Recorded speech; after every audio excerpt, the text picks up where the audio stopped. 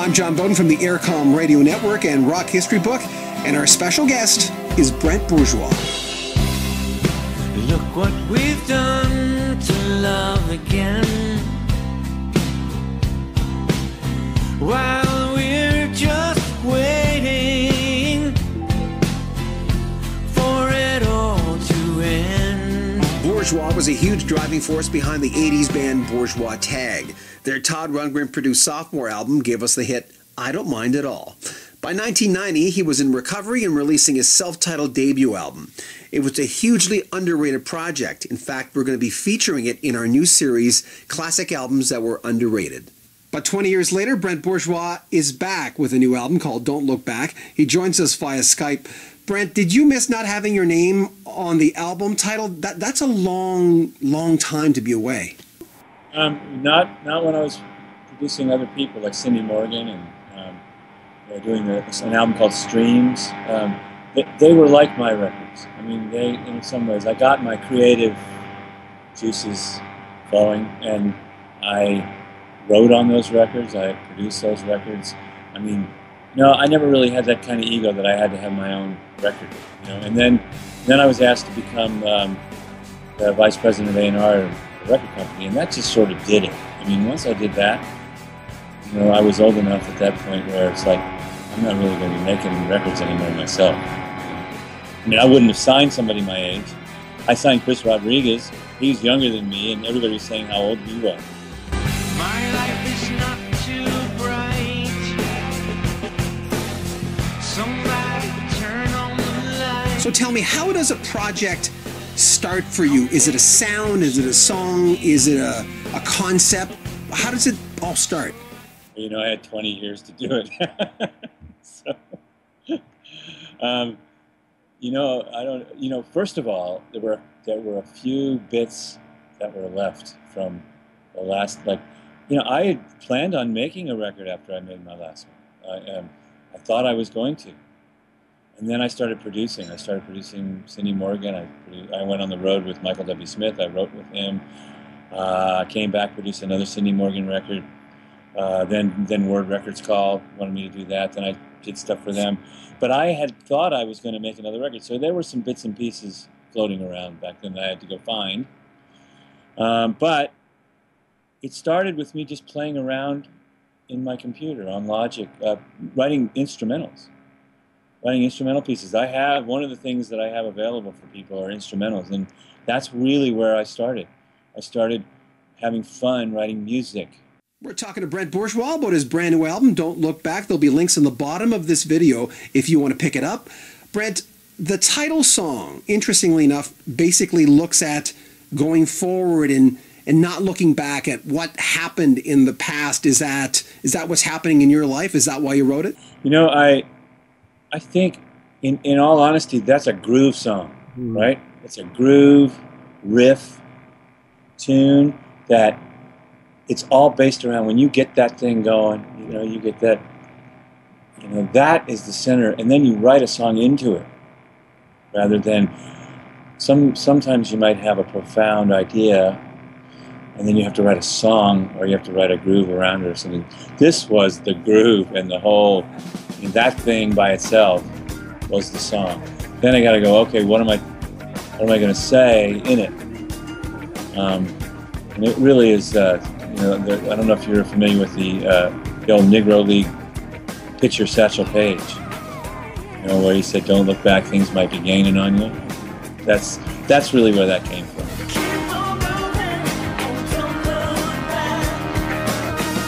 We do a lot of preaching about right and wrong, and we all gotta listen to that same old song. But do yourself a favor while you're talking smack. Just hit the road and don't look back. The tune Back of My Hand I found to be a real energy song. It's hypnotic to me and really strong, heavy keyboards. That one and the next one, Deep Blue Sea, are both songs that were created inside Logic.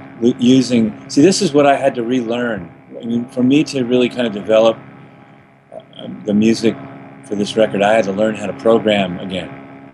Something that I'd lost 20 years ago. I was a really good programmer. When I started producing people, I got other people to do that. And especially when I started working in at Word Records, I really didn't have time to do that. And when I produced live musicians and orchestra and all that. So that part of it got away from me. And then years go by and really got away from me. So I had to really sit down with my computer and relearn how to do that. That was part of the fun of doing this. Was like, oh, wow, oh, I can do, loops, arpeggiator, oh my God, the arpeggiator, this is cool, right? I mean, that's really, that's where like those two songs in particular came from, just going, wow, I can do this, wow, that sounds really good when I press that button, And when you say that, it's kind of like the same reason you got into the business in the first place. Oh, that's the whole thing. That's the whole thing. When you take that much time away from something and you come back to it, you're like a kid again. It was like when I was 16 or 15 and learning how to do something for the first time. After you do it for years and years and years and years and years, and you have disappointments and all this, and it's a job and all that kind of stuff, it kind of becomes like, all right, I'm going to sit down and do this and whatever. But after not doing it for that long, it's really like a kid. I was a kid. Oh, wow. You mean I can do this? Oh, my gosh. And having fun. And I hope that comes out in the record, that it was a joy to make.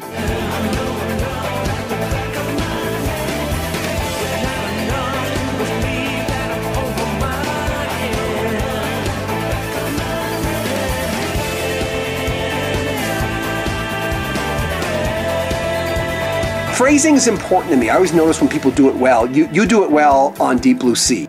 Well, I think it's really, that one is really like I never left off in the 90s or something, because it's just sort of a throwback. And again, it's a groove first, a keyboard figure and a groove, and trying to, once I get that, I'm definitely that first most of the time. Some people write lyrics. People always say, how do you write a song? Is it the lyrics first or the melody? Or for me, it's a groove. It's almost always a groove. Like finding a pattern, a figure, whether it's both in a drum pattern and on a keyboard pattern or something that I can write around, And that one's definitely one of those. And then, trying to bring the melody as high as I can sing it.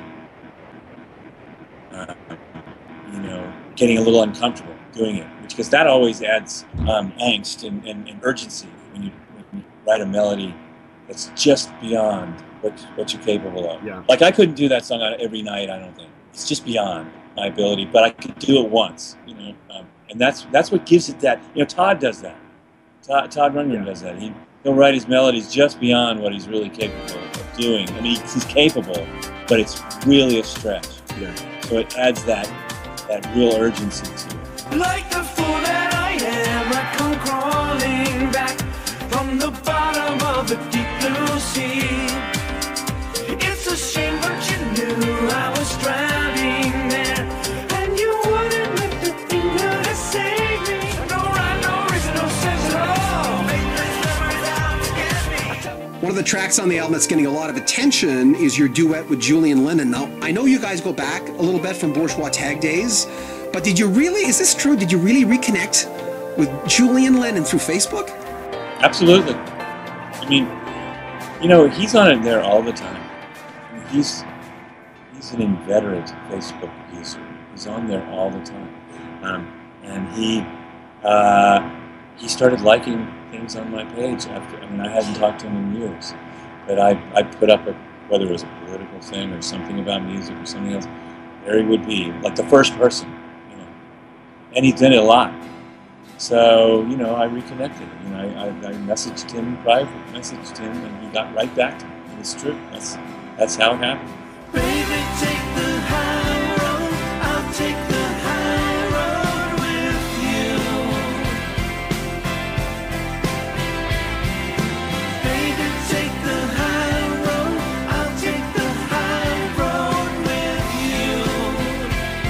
We're talking to Brent Bourgeois about his brand new album, Don't Look Back. Another guy that's back with you that you've known before is Todd Rundgren, who of course produced the Bourgeois Tag album, Yo-Yo. This song, Poor Me, it's a real Todd Rundgren sounding song too. With Todd, it's like either people really love him, they're fanatically, they're like deadheads almost, Todd heads. They're Todd heads. People follow him around. They have radio stations, Todd, Rundgren Radio. They have their fan clubs. They have something called Todd Fest. It's a very deep following, committed, and in fact, it goes generational to that. If you worked with Todd, then they're fans of yours too. If somebody that you worked with, they're fans of them too, because you worked with Todd and they worked with you. It just kind of goes like that. It's very, very odd. The engineer, John Fields, producer, engineer John Fields, who's done quite well with the Disney crop of artists. He's from the Jonas Brothers to Miley Cyrus and all those people. But he's a huge Todd fan. And when all I had to do was ask him to mix the song because Todd was on it. It was like instantly, fine, yes. Tell me when. So anyway, we go back to the Yo-Yo album, and then our band was on Merely Human. Our band was part of the Live in the Studio band, and then our band minus me went on tour with him, became his band on tour after that for a while. But I was off doing my solo records.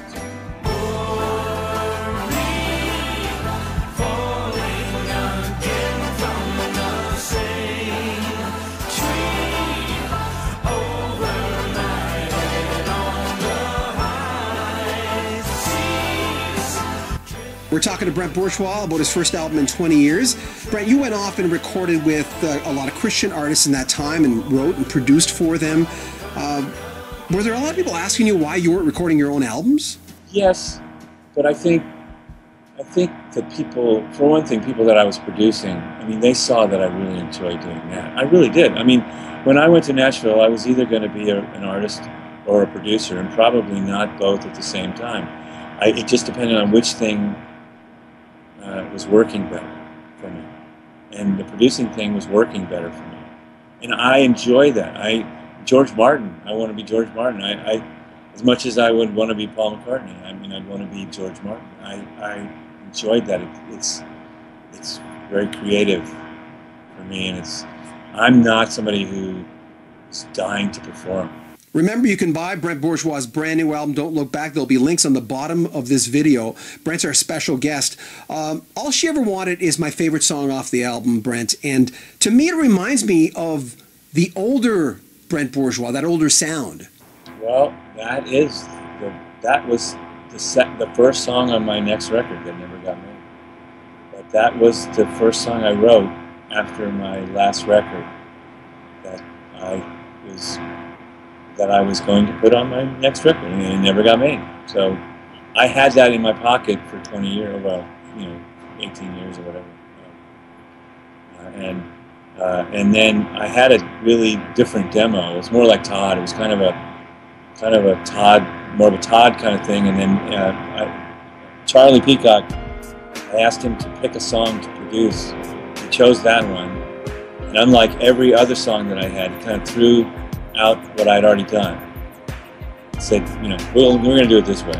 And so I walked into his studio and he pointed me over to the vocal booth and said, you go in there, we'll take it from here. Something you said to me, you said I'd crossed way over the line, looking for something that never was mine. You said you wanted more time to heal. Now I need to hear that song so softly.